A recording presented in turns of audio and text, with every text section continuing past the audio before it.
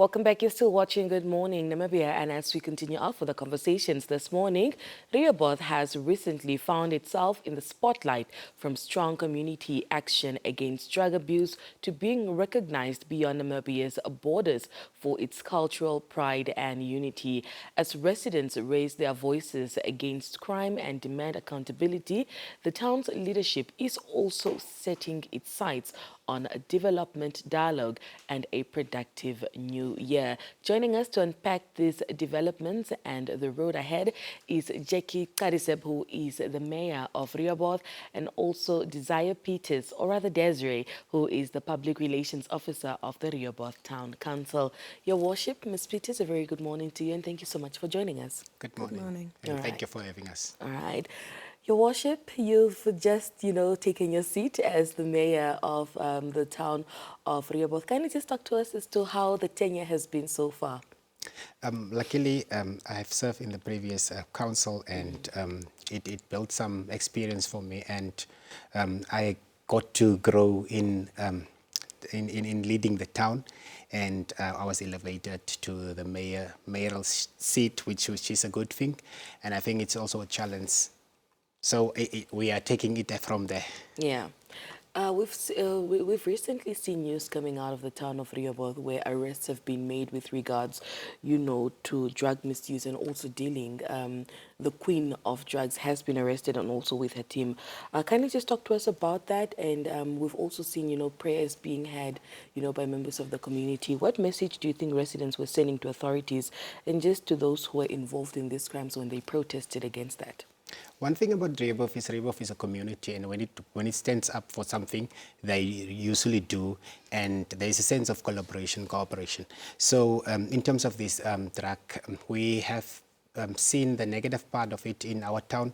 We have seen how it affected the lives of our young people, more especially the boy child, and the community has decided enough is enough. Therefore, we have targeted the community together with the church, has targeted any person that deals with drugs and would not, they have mobilized, and the Rehoboth Town Council itself has added its voice to this call, and the message that we are sending to the authorities is that we are your partners. We will stand against drug abuse and drug trade, because that is not the way to go. It also creates an image that students or learners or the young people don't have to go to school. They can just become drug traders. So we want to get away from that image, and we want to say in Rehoboth that we are standing against drug trade and drug abuse and use. So and we want to have a productive citizens of our young people and the population of Rehoboth in itself. Yeah. From a communication and public relations perspective, Ms. Pieters, how is the town council engaging with residents during this sensitive period marked, with protests and also just court proceedings? Thank you, first of all, for having us here. The town council has taken a very proactive approach. While we are respecting the views of the community and our residents, we also took a stance as to be on the front line, sending a message that we are united. So through the office of the mayor, we have engaged the regional and local leadership to join us and be a force. So we are mobilizing the community, not we, but we are supporting the community members who have joined forces to stand against this rise on drug abuse.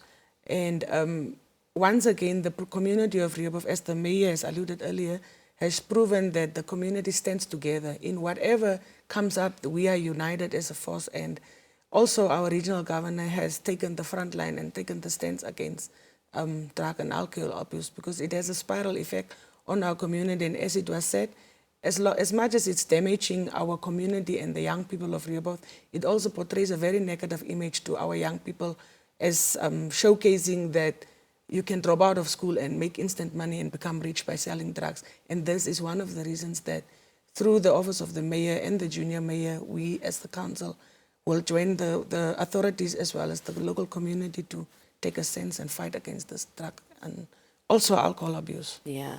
Your worship, how important is it to show unity between government leadership and also just the community members of Rehoboth, seeing that you took a stand, the governor of the Rehoboth region also took a stand? It is quite important that we, as the local authorities, also remembers that we are also a government on grassroots level. Yeah. So but while saying that, we should not forget that we should not lead people without consultation and collaboration.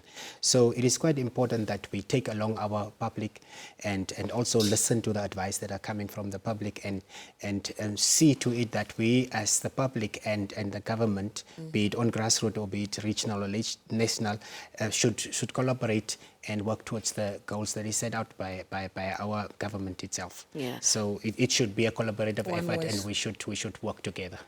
I love how you said consultation earlier, because you've spoken about introducing Let's Talk, which are consultative meetings that will be taking place this year, 2026. Why is community consultation so critical for Rehoboth's development at this stage? What is important and what is to learn from your experiences. So while serving in the last council, I've learned that the voice of the community needs to go out and come, and it should be taken into consideration whenever you make decisions as the leaders of the town. We should also remember that we are not just there, we are just representing the broader community. So therefore, I've decided during this tenure, and in February already, we will have what we call the Let's Talk Common Sprat sessions, where we will engage the different community sectors and stakeholders. We will talk to the business community of Rehoboth and then surrounding areas. We'll talk to the traditional leadership of Rehoboth, that is in Rehoboth. We'll talk to the business people, we'll talk to the youth, and we'll develop what we call a blueprint as to what is the needs and what is the desires of our community, and then we'll take it from there as to how we will govern the town and in collaborate with the national goals that are set. Yeah. So that's the Let's Talk. We need to consult, we need to collaborate, we need to hear the voices and include those voices into our decision making. Yeah. Rehoboth's recognition on international platforms such as Kignet Kwela brought pride to the community. Now, onto a lighter note, how is the town council leveraging this achievement, Ms. Pieters, when it comes to investment, tourism, and also just local pride on its own? The Kwela win has actually taken us to the next level. That it has showcased that Rehoboth actually has a story worth telling to the world, and that is its cultural diversity and unity. So we have taken this to promote our cultural diversity as well as cultural tourism, and also to brand Rehoboth. And that is also one of the main reasons why we have taken this proactive approach in the drug trafficking or the drug case that is going on, because it has also put us on the in the light on international platforms. So as the council, we have to show a united force so that the brand that we have put out there last year as a community that is united, that should still continue beyond borders, and that we will fight whatever comes, like the drug trafficking, for instance.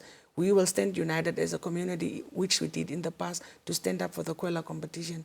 And also, the Let's Talk campaign is also one of the initiatives that has come from the Kwela Dorp van die Jaar competition, where we have seen that our community is quite engaged, and we have community support and trust. So from our past experiences, the 5 years, we have learned that with engagements and open communication and transparency, we can gain and leverage community trust. So that is one of the learning, what do you call it? We learned from being the winners of second winners of the Kwela. Right.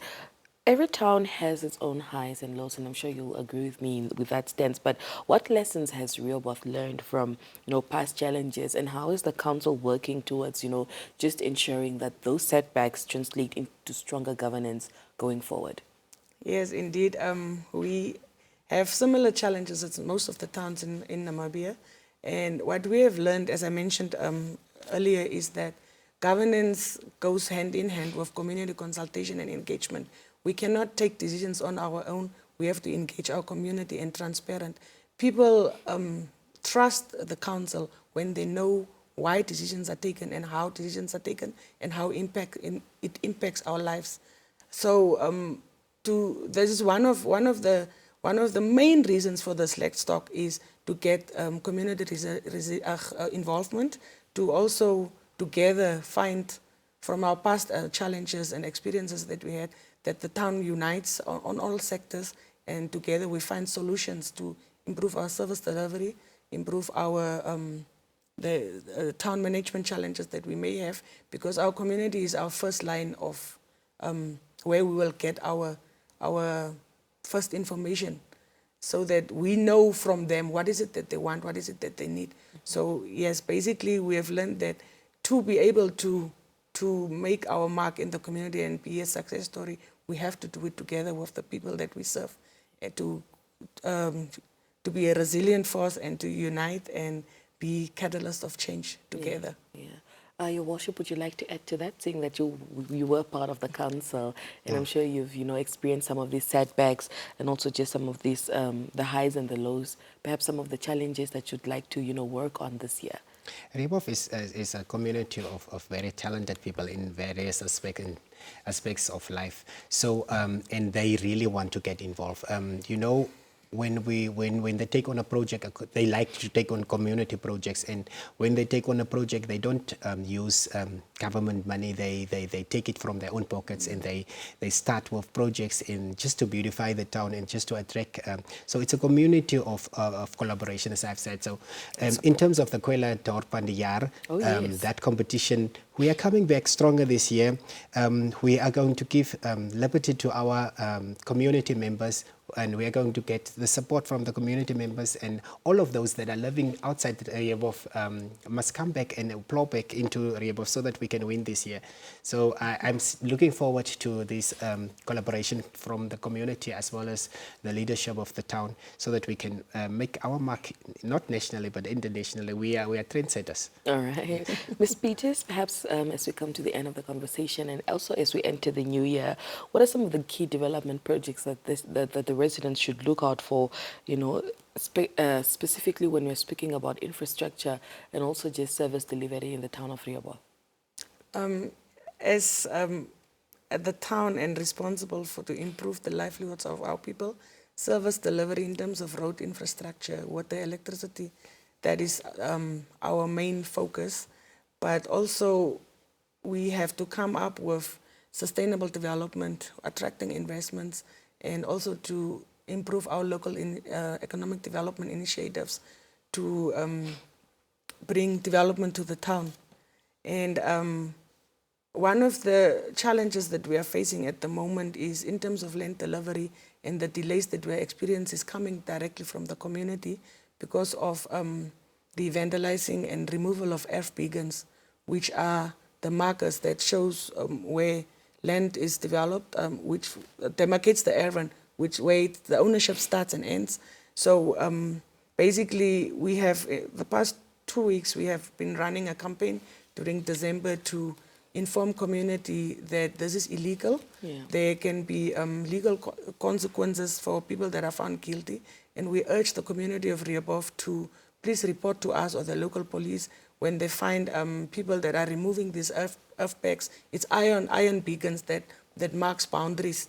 Because we need this town planning. It's because it shows that our road infrastructure, where our sewer lines would be and our electricity infrastructure would be as well. So it compromises when these are being removed, and it's also costly, and it delays land delivery. Mm-hmm. So for the community to assist us in combating this industry that is slowly developing, the people that are buying as well as the people that are guilty of removing these earthquakes, we call on you to please assist us in stopping and curbing this industry that is slowly developing in our town. Also, it is costing the council huge amounts of money to repack again, and it also takes time. Yeah. So that is basically one of the main challenges that we have. But we have, from the land conference that we had 4 years ago, we have had developed a blueprint. So that is one of the key strategies that we'll start implementing this year in terms of findings from the land conference. We will be starting to implement going forward this year. All right. Your Worship, perhaps your last words to the residents of Rehoboth during this time of social tension? what we need to do, we need to know as residents of Rehoboth is that we need to remain calm. We need to know that we are not against the people that commits the crime or drug trade. We are against the deed. And it should never be personal.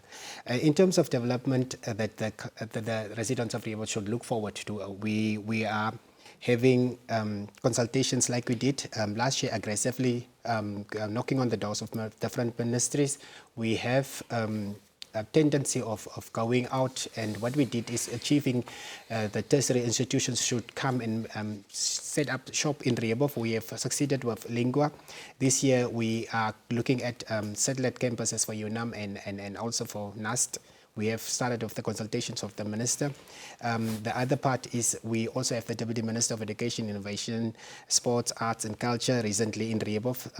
Last week Saturday we had consultations with him, and we are looking forward to, we have already donated land to that specific ministry for a construction of a state-of-the-art sport field.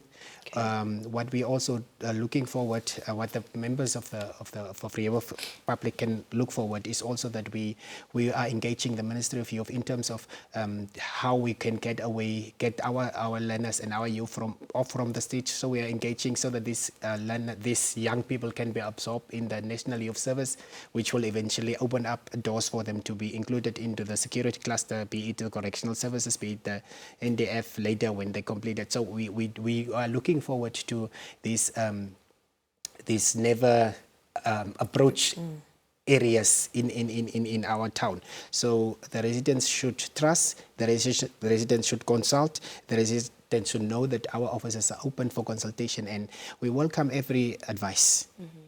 All right. Well, Your Worship, Ms. Pieters, thank you so much for joining us. All the best with your future endeavors, and hopefully next time we have this conversation in Rehoboth on the ground. You're always welcome. Thank you for having us here. All right.